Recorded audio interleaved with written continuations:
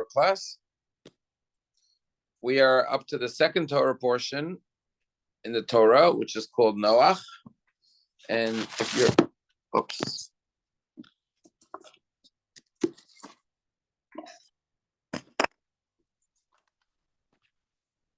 if you are in the blue Art Scroll Chumash, you can find that on page 30. So we are now at the story of Noach and the flood. We remember at the last verse of last week's Torah portion, the Torah said that the world became corrupt and God decides to destroy the world. However, there was one person who found favor in God's eyes, and that is none other than Noach. It's interesting that the last verse says, "V'Noach matzah chen." Noach found favor in the eyes of God. Noach, if you reverse the letters nun ches, it becomes ches nun, which is chen. So it's the same word. Noach found chen, found favor in God's eyes. If you remember, he was called Noach because he invented the plow, which gave people restfulness. They didn't have to work as hard because they now had a plow. So Noach was given the name Noach because the word Noach means to rest. As we know that on Shabbat, it says Vayanach b'yom hashvi, God rested. So Noach means restfulness. And he invented the plow, which gave man more restfulness, sort of like technology. It gives us more restfulness because it gives us technology to accomplish many of the goals that took a lot of time in the past. The problem is that technology also brought a lot of other constant responsibilities because, as someone once said, in the olden days, you sent a letter. And when someone sent you a letter, you had about a week to respond. Then they came along with faxes. When you got a fax, you usually had about a day to respond. Then they came along with emails. Emails, you have a few hours to respond. But then they came with instant messaging, like texts and WhatsApps, where people want an answer within a few minutes. So we're constantly, and also we take the office home with us because we could do work from our phone, so if we go on vacation, wherever we are, we're working, we never get off. But Noach was the first one to create the plow, which gave rest to mankind. So now Hashem, God, says to Noach, I'm going to ask you to build an ark. Now, if you remember, or I should just mention what the commentaries tell us, God wanted to give mankind a chance to do teshuvah. You know, we came from Yom Kippur. We read the famous story of Yonah and the whale. Yonah was sent to Tarshish to tell the people to repent. God doesn't just destroy the world. He wants mankind to repent. So Noach is going to be this prophet, this messenger to man. So the way God does it is God says to Noah, build an ark. And people will ask you. And God gave him 120 years to build this ark. Because remember, Noach lived in the olden days, which is getting into another subject. People had much longer lifespans. We're at the end of the last week's Torah portion that God said, I'm going to shorten the lifespan of mankind, that it should not exceed 120 years. Because, why? Because he saw that people were corrupt and they literally had too much time on their hand. And they were getting into a lot of bad behavior. But Noach lived 950 years. So he spent 120 years building the ark. And God's hope was that people would see what's going on. He's building a big ark. And people would ask him, and he said to them, God's going to flood the world because he's not happy with the behavior, the conduct, the corruption of mankind. And hopefully that would sway them to change their ways, but they did not. Matter of fact, they thought they could prevent Noach from going into the ark and hence prevent the flood, obstruct his path into the ark, and therefore God won't be able to flood the world. But be that as it may, God wants Noach to influence others. Unfortunately, Noach does not succeed, and we'll talk about that. It ends up being him, his wife, his 3 sons, and their wives. So 8 people in total are saved. All of mankind today is called the descendants of Noach. Specifically, in 10 generations from now, we will become the descendants of Abraham and Sarah. But all of mankind, because Adam and Eve, descendants were all destroyed, except for Noach and his family. Hence, you have Noach, the children of Noah. And the 7 Noahide laws that God gives all of mankind to observe during this Torah portion. And they are the universal laws for all of mankind. And if you're in the Laskal Chumash, it tells you what the 7 Noahide laws are: not to commit idolatry, not to commit blasphemy, not to murder, not to have sexual transgressions, not to steal, to have court systems, and not to be cruel to animals. Those are the 7 Noahide laws. So we begin the story of Noach. Now, when you look at the stories of the Torah, we had a story of Adam and Eve. We had the story of Cain and Abel. Adam and Eve ate from the tree of knowledge. Cain murders his brother Abel. Then we have the story of Noach and his family. And then at the end of the Torah portion, we're going to have one more story. The 2 bookends of this week's Torah portion are the stories of Noach and the flood. At the end, we're going to read the famous story of the Tower of Babel. I think everyone knows that story as well. And if you look at these 4 stories, there's a pattern to it. So the first individuals, Adam and Eve, commit a sin. What is their sin? They eat from the tree of knowledge that they were told not to eat from. However, when God comes to Adam and says, "Why did you eat from the tree that I told you not to eat from?" What does Adam say? "It's not my fault. The woman you gave me made me eat it or seduced me." He blames his wife. And that's never a good thing to do, especially your wife. But also, he takes no personal responsibility for his actions. And then when God goes to Eve, what does Eve say? The snake, the serpent, caused me. Nobody's taking responsibility, right? I forgot which president, if you remember the answer, type it in the chat box, please, had a sign on his desk, maybe it was Truman. It said, "The buck stops here," right? It doesn't only apply to the president of the United States. Every person has to have that sign on their desk, so to speak, metaphorically, meaning I'm responsible. You can't pass blame to others because at the end of the day, you have free choice. So the story of Adam and Eve is a story of people who don't take personal responsibility. And in the case of Adam, it's even worse because what happened? How did Adam end up with a wife? God saw that it's not good for man to be alone. So God made him a helpmate, a soulmate. So now he's doing what the rabbis call kafui tov. Kafui tova is somebody who denies the good you did for them. They take the good you gave them, and now they use it against you. So God gives Adam a wife, so he shouldn't be alone. And now he says, "The woman you gave me caused me to do it." So he's using the very gift that God gave him as an excuse for his behavior. So Adam and Eve don't take responsibility for their actions. Okay? Then we come to Cain and Abel. After Cain murders Abel, God comes to Cain and says, "Cain, where's your brother?" And what does he say? Famous words. "Am I my brother's keeper? Hashomer achi anochi. Am I my brother's keeper?"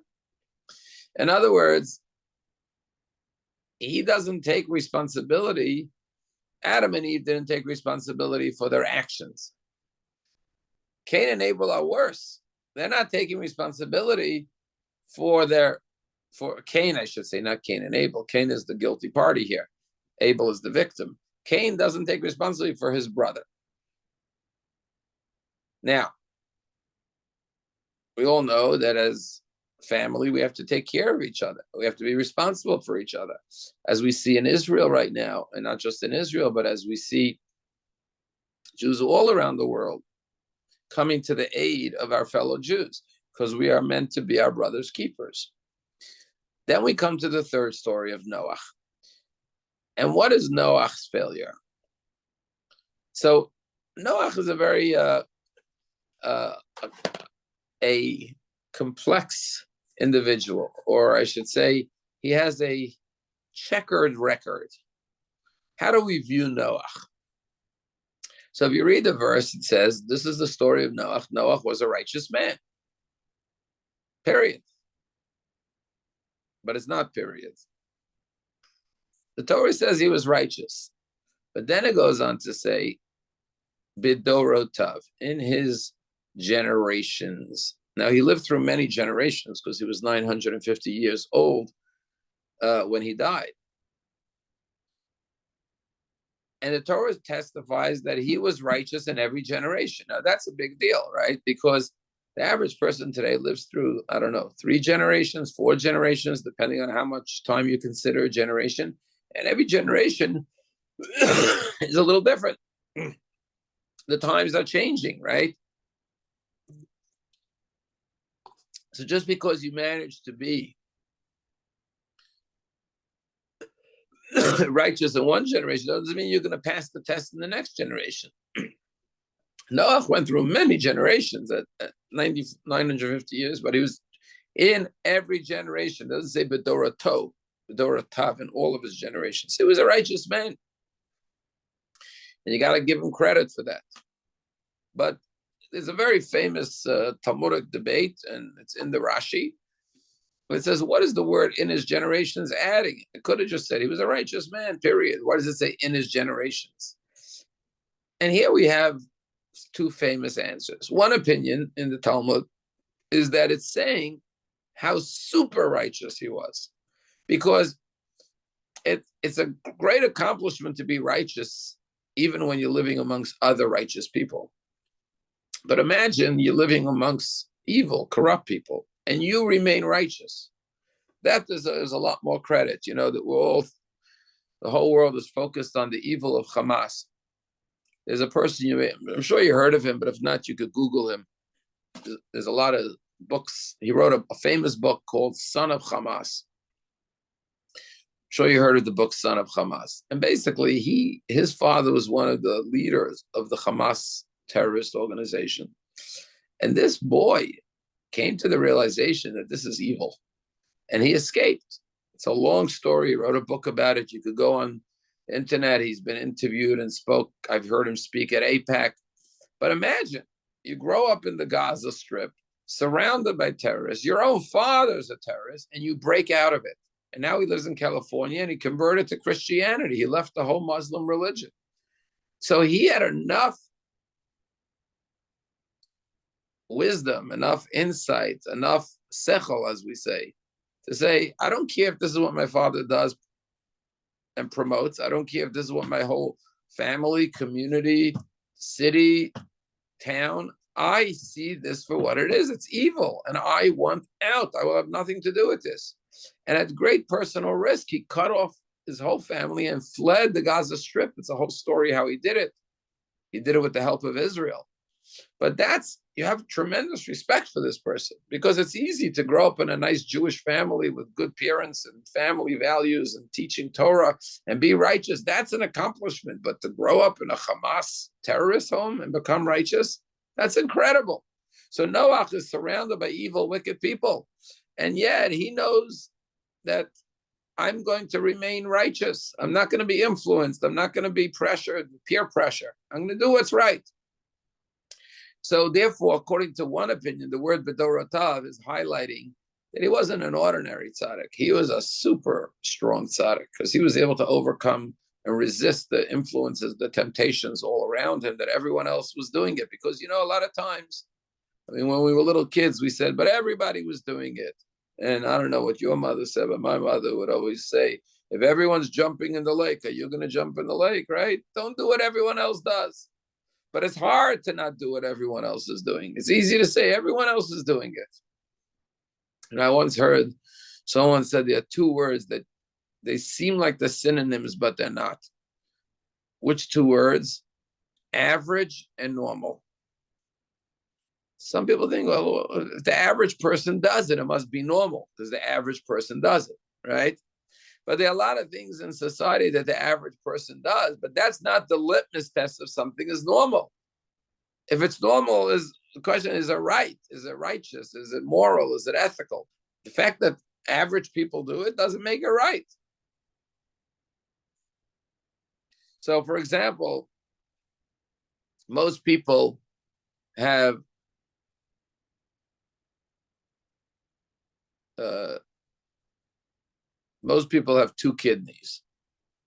Some people don't have two kidneys for one reason or another. So if you did a statistical study, you would say the average person has 1.9 kidneys, let's say, right? That doesn't mean that a normal, healthy person has, or most people have two legs, but some people unfortunately have one leg. Something happened, they lost the leg. So the average person has 1.9 legs, let's say, statistically, right? Doesn't mean that that's a normal, healthy person, right? My point is, what everyone does is not the measure. So Noach remains righteous. However, there's a second opinion. And what's the second opinion? You all know it. That the verse is actually not highlighting his righteousness, but minimizing his righteousness. And saying, you know why he was righteous? In comparison to his generation, he was righteous. But amongst righteous people, he wouldn't be anything special. So let's say you have a class where all the kids get a 40 on their test, and one kid gets a 75. You would say, oh, this kid is the brightest kid in the class because he got a 75. Everyone else got a 40 or a 50. But if you put this kid in a class with good students, in a good school somewhere, maybe in his school, the kids are failing. But you put him in a first class school, his 75 would be nothing special at all. Same thing, had Noach lived in the generation of righteous people like Abraham, he wouldn't be considered that righteous at all. Now, the question that you could ask about this debate in the Talmud is, 1 minute, we have a famous ruling of our rabbis, always give people the benefit of the doubt, always judge people favorably.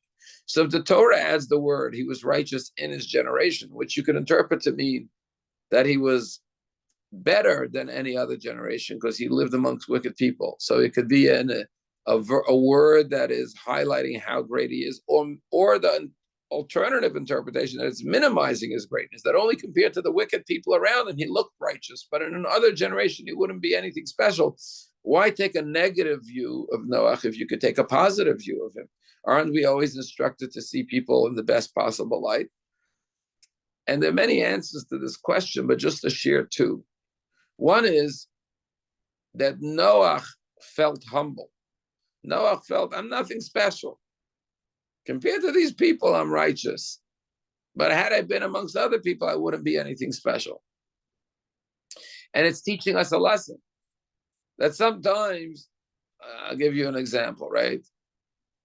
Let's say you're a Jew that comes to shul every Shabbos. Every Shabbos you come to shul. So you could say, look, I'm a great Jew. I come every Shabbos. Unfortunately, most Jews in America are not going to shul every Shabbos. So I'm doing great. I'm in shul every Shabbos. Most of my friends are on the golf course doing other things on Shabbos. I'm in shul. Or you could say, yeah, compared to the guys on the golf course, I'm doing great. But compared to the guys who come to shul every day for minyan, 6 days a week, not just Shabbos, I got a lot more to do. I'm only coming 1 day a week. I should be going to minyan every morning, right? So you could always look at yourself in comparison to those that are doing less and say, I'm a tzaddik, like Noah. Yeah, look at everybody else. They're wicked. I'm righteous. Or you could have the humility of Noah to say, hey, compared to these guys, but compared to others in another generation, had I lived in another generation, I wouldn't be anything special. So Noah is teaching us, the Torah is saying that Noah saw himself like righteous in his generation. He never felt he was anything special. And it's teaching us to always look at, it's funny. In material things, people don't look at those that have less than them. Most people don't say, oh, I'm so happy that I have what I have. There's so many people that have less than me. Of course, there are people who do that. That's wonderful. But most people are looking at those who have more than them. Oh, I wish I made as much money as him. I wish I was as successful as this person. I wish I had the wealth that this person had. I wish I had the house this person had, the car, right? We typically look at those who have more than us and desire more. Well, really in material things, it should be the opposite. I should say, thank God You know the story I love to tell about this guy. He's driving his car, I don't know, he has a Toyota. He's driving his Toyota down the street, and he turns around, he looks in the next lane, he sees a guy with a Rolls Royce or a Lamborghini, a Porsche, I don't know. And he looks, he says, I wish I had a Porsche. I wish I had a Lamborghini. I wish I had a Rolls Royce. As he's looking at the guy with the Rolls Royce, there's a guy riding his bicycle to work. And it's a hot day, he's schwitzing. And he looks at the guy in the Toyota, nice late model luxury Toyota. So if I only had a car with air conditioning to get to work, I would be so happy. I wouldn't have to take my bicycle in the heat every day. As he's looking at the guy in the Toyota thinking, I wish I had a car, there's a guy who is waiting at a bus stop to go to work. And he's waiting for the bus 45 minutes already, and he's getting tired. And he says, he sees the guy drive by with the bicycle. He says, if I only had a bicycle to get to work, it would be so easy. I wish I could afford a bicycle.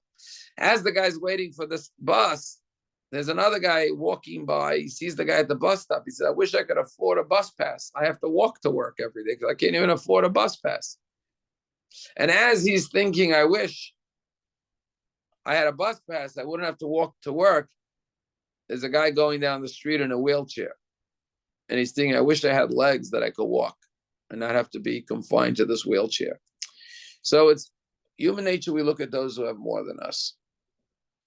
But really, we should say, thank God I have what I have there. Those who have a lot less than me. But in spiritual matters, we should never look at those who have less. We shouldn't say, well, I give so much charity. It's a lot more than the next guy who gives less than me. We should look at those who give more than us, who are similar circumstances. In every area of life, you could look at those who have less and be content and satisfied, or look at those who have more and be striving for more. In material things, look at those who have less and be grateful for you. In spiritual things, never be content. Don't say, well, I know so much Torah, it's enough. Look at the person who learns more Torah and say, why can't I learn more Torah? I want to tell you something so inspiring. We're watching the soldiers go to the front lines in Israel. There's so many stories and posts and images. But there are Jews who learn Daf Yomi, a page of Talmud a day. I saw this picture of this soldier in full gear. He's sitting out on his base, on the front lines, and he has his Talmud. He took his Talmud with him to the front lines so he could continue studying the daily page of Talmud, So I could look at that and say, I'm not on the front lines. What's my excuse for not learning the daily page of Talmud? So Noach says, in my generation, I'm righteous, but I'm nothing special. I have a lot more to do.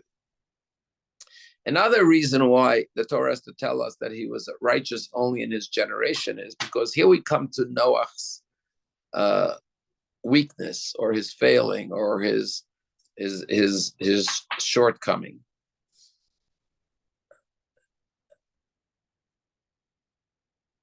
When Noach goes into the ark, it's just his family. There's no one else with him. And the Torah is saying is, let's not forget that while he was righteous, there was one area that we should not emulate him. We should emulate the fact that he remained righteous under all circumstances, and in our lives never be influenced by others to do the wrong thing. If you know something's right, you do it. But in the fact that he didn't reach out successfully to anyone beyond his family, that's not the type of righteousness you should emulate. There's a Hasidic saying that Noach was a tzaddik in pelts. Pelts is a fur coat. I think it's a Russian word.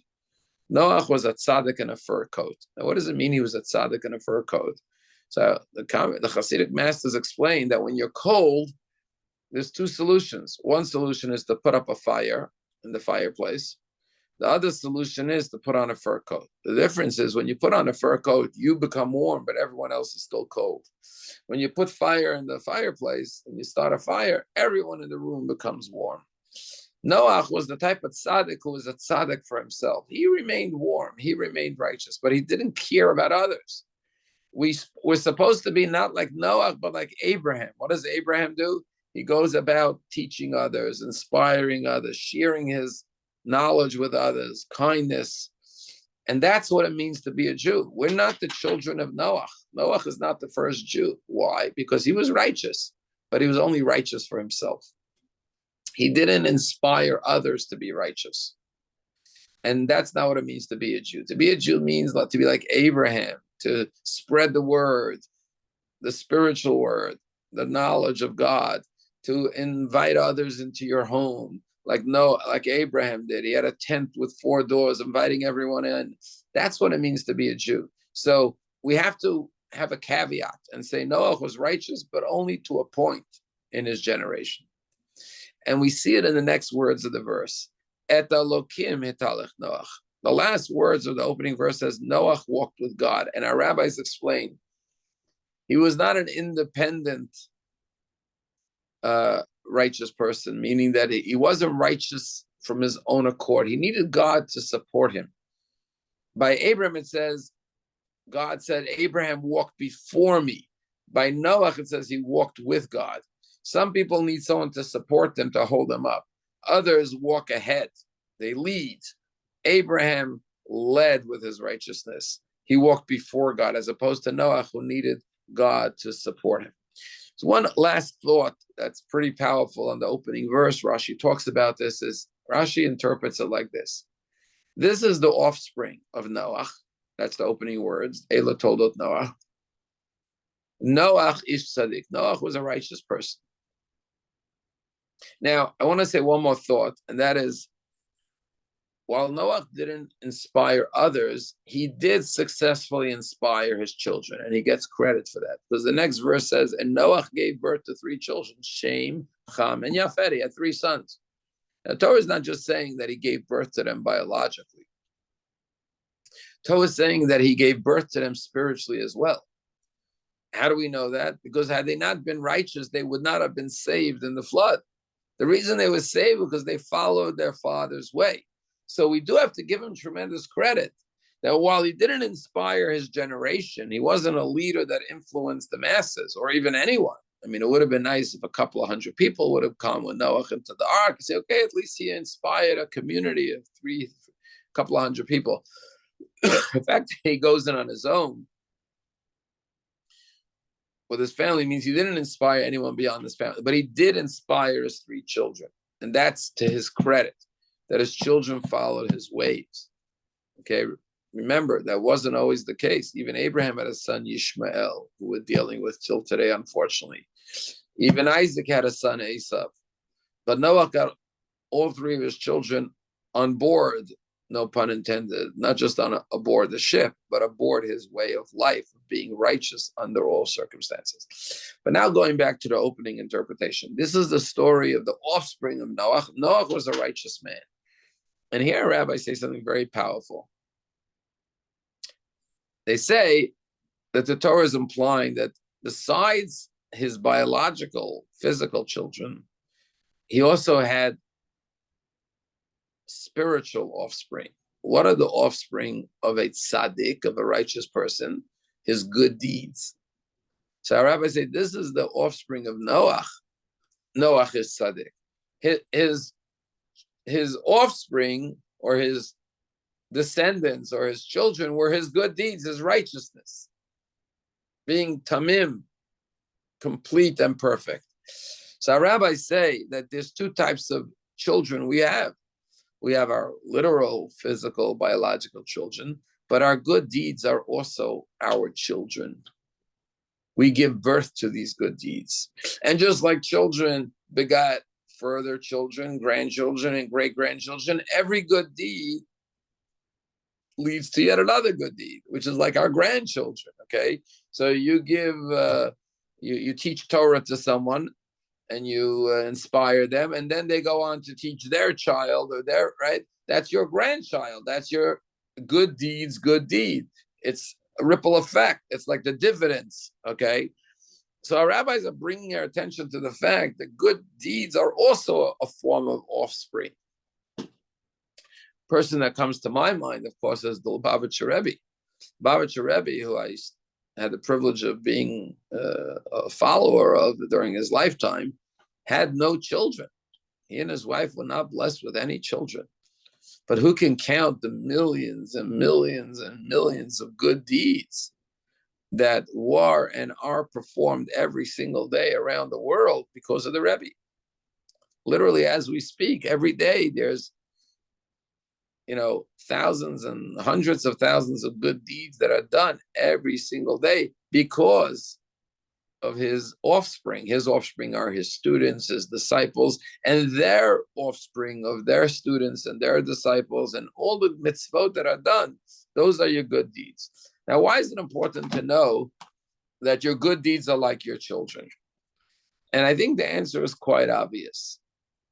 The answer is that, first of all, you could only have so many children.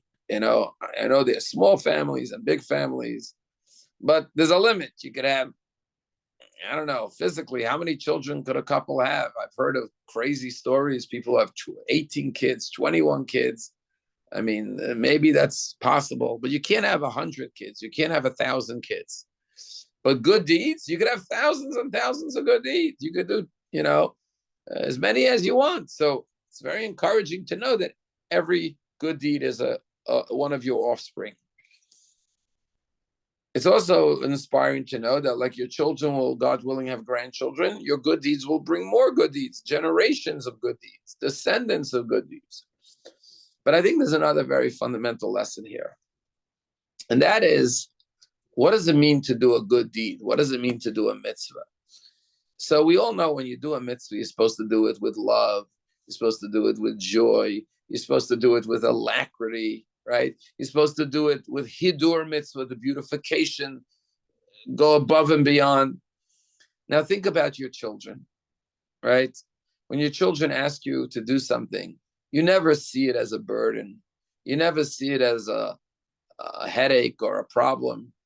You do it with joy, with love.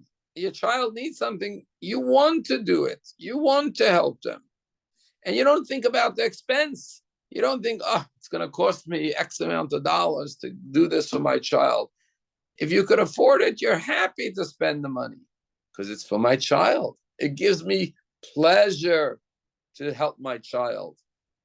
Now take that attitude to your spiritual children. If you realize that your mitzvot are also your children, that when a mitzvah comes your way, you are excited to do it. You are happy to do it. It's not a burden. It's not a pressure. It's not something that you do because you have no choice. You do it because you have love and joy in it.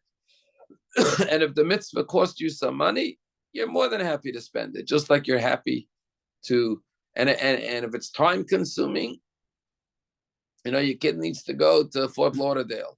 You have to drive him to the airport. It's not like, you have to take my kid to the airport. You're like excited. We're going I want to take my kid to the airport. Your kid said, I could take an Uber. You say, I don't want to stay. I want to take you. It's 2.5 hours of your day, but you're more than happy to do it because you love your children. Your good deeds are also your children. And you have to have the same love for a mitzvah and do it with the same joy. And that's the idea, that your good deeds, your masim tovim, your mitzvot are also part of your descendants, part of your children. But just to continue with the sequel, we had Adam and Eve didn't take responsibility for themselves. I didn't do it. My wife made me do it. The snake made me do it. Cain didn't take responsibility for his brother. Noah didn't take responsibility for his generation. And then we come to the last one. And that's the Tower of Babel. Dor HaFlagar. These are people who wanted to rebel against God. They said, let's build a tower with its head going up to the heaven, which maybe we'll talk about a little later. What exactly was the sin of that tower generation? But they were destroyed. And their sin was that they didn't feel responsibility towards God. They were like, you could say, atheists. They're like, we don't have any obligation towards God. We'll wage war against God. We will declare that we will build a name for. Unlike the generation of the flood that was destroyed, we're going to rise above the waters. We'll build a tower so we'll have safety. And we do not have to live in recognition of our responsibilities to God's commandments. And, the word responsibility implies the ability to respond. What is our response? What is our duty? What is our obligation towards God? So all of these stories are stories of people who don't take personal responsibility, familial responsibility, communal responsibility, and then responsibility towards God. And then we understand why next week we come to Abraham, who is the epitome of responsibility. Takes responsibility for his actions. He comes to like we said, that he came to the recognition that there's a God, despite his father being an idolatrous practitioner. Then he takes responsibility for his nephew Lot, family. Then he takes responsibility for the society at large, even praying for Sodom and Gomorrah. And then, of course, he lives his life walking humbly with God, following Hashem's commandments, taking responsibility towards God. So the opening stories of Genesis are not just stories. They're stories about taking responsibility for our actions in every regard. And that's really what Judaism is all about. It's about free choice. So before we could get to all the commandments, we have to first know that we are responsible for our actions, but we're also responsible, as Hill said, if I'm not for myself, it will be for me. But if I'm only for myself, what am I? I also have to be responsible for my family, for my community, for my fellow man. Okay. We now will go a little bit further, and that is the earth became corrupt before God and became filled with violence, with evil. And the word is Hamas, as I pointed out. And so God decides that he wants to do away with this world. And so he gives instructions to Noach to build an ark. Now, I just want to point out, it says the world became corrupt before God. And then it goes on to say, the earth became filled with corruption. What's going on here? The earth became corrupt before God, and then the earth became corrupt. So the commentaries explain that first they only committed sins in secrecy, not in public view. So it was corrupt before God. God saw their true nature.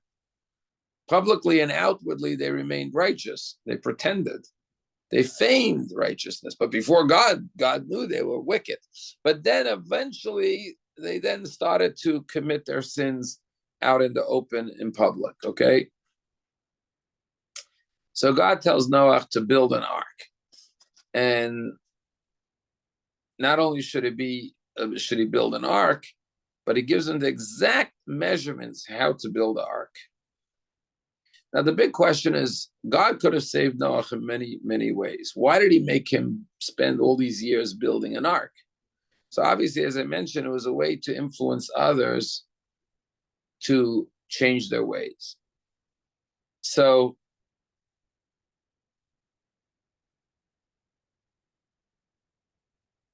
the question is, why was Noach unsuccessful in influencing anyone to repent? And one of the things we find, there's a lot of answers to this question. One answer is that he himself lacked faith in God's intention to destroy the world.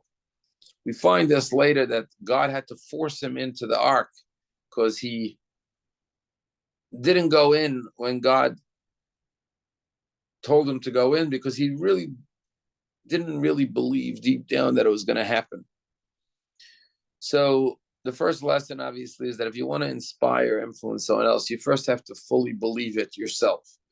And sometimes the reason we're not able to impact others is not because they're not receptive, but because we're not saying it with the full conviction of faith. That's number one. But another thing that we find Noach lacking is that unlike Abraham, who prays for Sodom and Gomorrah, unlike Moses, who prays for the Jewish people when they worship the golden calf and God wants to destroy them, nowhere in this parsha do we find Noach praying on behalf of his generation, which implies that he really didn't care that much about them. Because if you really care, you pray for them. And if you don't care, someone once said, no one cares how much you know unless they know how much you care. If you're going to influence someone, you have to care about them. That's number one. And the fact that he doesn't pray for them shows that he didn't really care for them all that much. And because he didn't care for them, his words were not received. When he told people, it was more, he was doing it out of obligation. Oh, God told me to tell you he's going to flood the world. But he didn't say it with love. He didn't say it with care. He didn't say it with concern, with genuine concern for them. And that's why his words were not received. Now, one of the things we're all praying for is Mashiach, because this world needs redemption. But it says that the ark was a miniature form of the days of Mashiach. We just came from the holiday of Sukkot, where we refer to the sukkah as Sukkat Shalom, the canopy of peace. Well, believe it or not, the ark is also a metaphor for the canopy of peace. Why? Because all the animals and Noach lived together in peace and harmony. One of the great prophecies of the end of days is the wolf shall lie with the lamb. Well, in the ark, the wolf lied with the lamb in peace. But here I want to share something very deep with you. And that is that, and again, the beauty of learning the Torah every year anew is because the Torah stays the same, but we change and our life circumstances change. And in this year, our life circumstances changed very, very dramatically before we started learning the Torah. So it's only natural that you're going to see everything through the prism of what you're experiencing in your life. Now, no two people go through the same experiences in general. So we always see the Torah from our unique perspective. And we always see things that are relevant to those days that we're going through. When we talk about the end of days, when the wolf will lie with the lamb, which is a metaphor, by the way, obviously, it's not just physical, but it means there'll be no human aggression.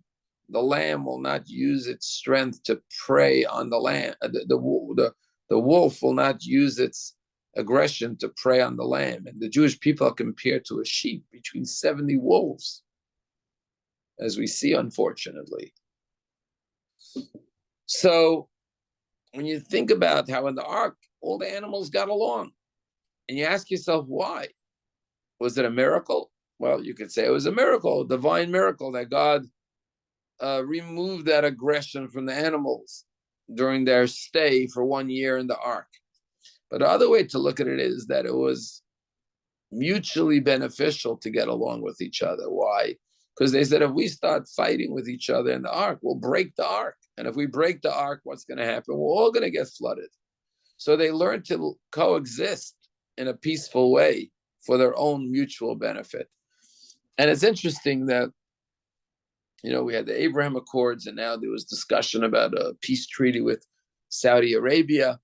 And whether it's out of genuine love or whether it's out of beneficial mutual benefits of coexistence and peace, it doesn't really matter ultimately. I mean, of course, it's better if it's out of love.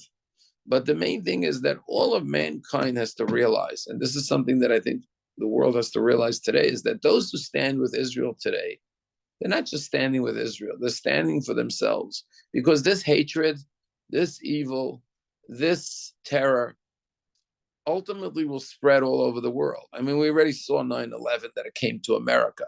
And what's bizarre is that people still think it has something to do with a territorial dispute. If it was a territorial dispute, it could have been resolved a long time ago. It's about hatred towards Jews. I mean, what territorial dispute did these fanatics, Islamic fundamentalists, have with New York City on 9/11? New York City is not on their land. They came all the way from the Middle East to destroy human lives in America. So stop thinking this has anything to do with colonialism or occupation. It's a bunch of nonsense. This has to do with hatred towards Jews. And that hatred is not just towards Jews, it's towards Western civilization, democratic, free societies that are not like them. And like cancer, God forbid if someone has cancer, you have to kill the cancer. You can't say to the cancer, you know what, let's live in peace. You'll stay just in this part of my body and let me live. That's not what cancer does. Cancer spreads. And even if it's contained today, eventually it's going to spread. And it will ultimately spread to every part of the body, tragically. And the same thing with this cancer in our midst. This cancer, this terrorism, this evil regime, and all the evil regimes, frankly, are a cancer to the world, not just to Israel. And yes, they start with Israel, but the whole world, as we see, has been affected by terrorism, Islamic fundamentalism, extremism. And therefore, like a cancer cells, they have to be destroyed or they have to be cut out, operation, right? Because they cannot, the nature of cancer is it doesn't sit quiet, it doesn't stay still, it doesn't remain limited. It spreads and spreads and spreads and spreads. And therefore, the world has to see it for what it is and realize that you could be in New York City, as we saw on 9/11. You're not safe from these people. You could be anywhere in the world, and they could, God forbid, do harm. So the world has to wake up and realize, if there's nothing more, then we're all in this ark together. We all need to coexist. We all need to learn to live together for our mutual benefit. Now, the ark had 3 floors, as we're going to see. The top one were for the humans, the middle one was for the animals, and the bottom one was for the waste. Now, it's interesting that Noach and his family took care of all the animals for an entire year on the ark, which was a tremendous act of kindness, which prepared the world for the repopulation. Now, one more thought. And again, there's the literal story and then the metaphoric story. And here we find something very beautiful. The literal story says that God told Noah, Sohar Tasa Lateva, you should make a window in the ark. Now, the word Sohar doesn't really mean a window. It actually means light. You should make light for the ark. So there's 2 opinions, like in everything. One opinion says he was told to make a window. Another one says, no, you should bring a very bright stone, a very bright luminescent stone that will illuminate the ark. But the rabbis point out, if you're familiar with Hebrew, you know that the word teva can mean a box or an ark. Like Moses' mother put him in a teva, in a box, to protect him in the water. But the word teva also means words. Tevot in Hebrew is words. I know in modern Hebrew we say milah, but in biblical Hebrew the word teva. Have you ever heard of the term for an acronym? An acronym in Hebrew is Rashi Tevot, the heads of the letters. You take the heads of the letter and you make an acronym. So therefore, rabbis say something so beautiful. In everyone's life, there are raging waters. It's funny how you see biblical expressions and terminology make it into people's day-to-day lexicon of words. People often say, I feel like I'm flooded with work. Or they say, I can't keep my head above water. Or I'm trying to stay afloat, right? These are all metaphors like the ark. The waters represent drowning. I'm drowning in work, right? The idea is that we all need to find shelter from the waters. The waters represent the pressures, the stresses, the worries, the problems of life. They flood us and they overwhelm us like a person who's trying to keep his head above water, right? So what does the Torah say? Build an ark. What does that mean? Now that you understand that the word teva also means words, you could build a spiritual ark. Like right now, we're learning Torah. We're not watching the news.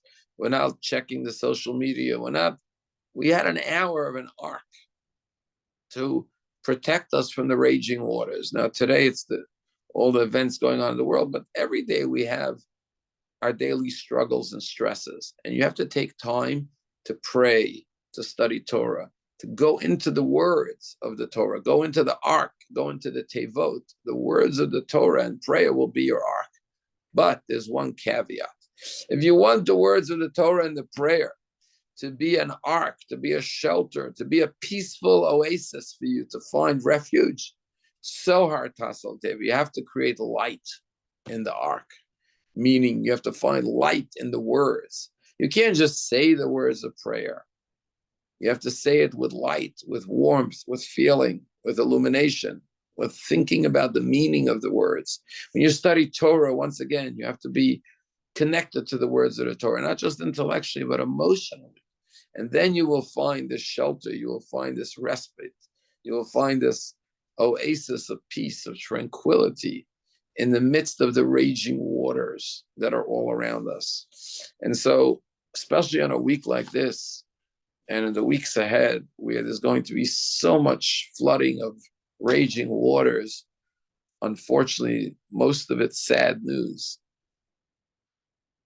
We, more than ever, have to find times for prayer, for Torah study, to submerge ourselves. You know, there's something called submergibles, right? The story when these people, the tragic story this year when these people went down to see the Titanic and they never came back up. Those explorers, they went in what was called a submergible. Okay, there is a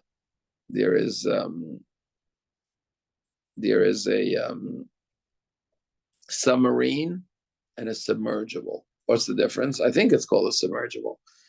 A submarine is an independent ship underwater. Submergible is launched and stays in constant contact with its I